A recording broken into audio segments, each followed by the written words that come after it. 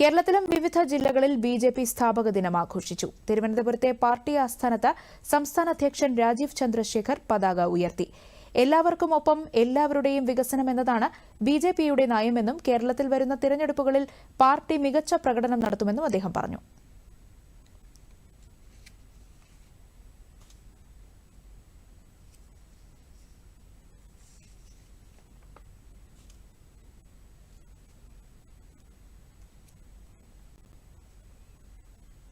ഭാരതീയ ജനസംഘിലെ integral humanism എന്ന ഒരു കോൺസെപ്റ്റിനെ ഇന്ന് നരേന്ദ്രമോദിജി മുമ്പോട്ട് വെക്കുന്നത്, ഭാരതീയ ജനതാ പാർട്ടി മുമ്പോട്ട് വെക്കുന്നത്, എല്ലാവരുടെ ഒപ്പം എല്ലാവർക്കും വേണ്ടി പുരോഗതി, വികസനം, അവസരങ്ങൾ, തൊഴിൽ, വിദ്യാഭ്യാസം, സ്കിൽസ്, ഇതാണ് ബിജെപിന്റെ മിഷൻ, ബിജെപിന്റെ ദൗത്യം. ഇന്ത്യ ഫസ്റ്റ് ആണ് ബിജെപിന്റെ ഒരു കോർ വാല്യൂ.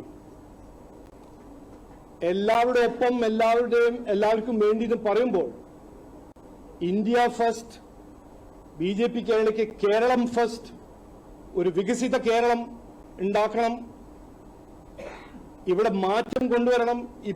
10, 20, 30 കൊല്ലമായിട്ട് ജനങ്ങളെ പരാജയപ്പെടുത്തുന്ന ഈ UDF, LDFന്റെ രാഷ്ട്രീയത്തിൽ മാറ്റം കൊണ്ടുവരണം.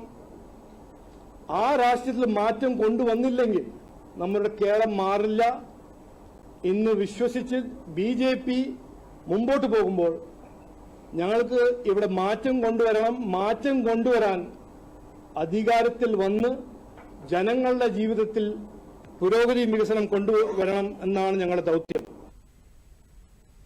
പൊതുജനങ്ങളുടെ പ്രശ്ന പരിഹാരത്തിനായി ജില്ലാ ഓഫീസുകളിൽ ഹെൽപ്പ് ഡെസ്ക് ആരംഭിക്കുമെന്നും അദ്ദേഹം അറിയിച്ചു.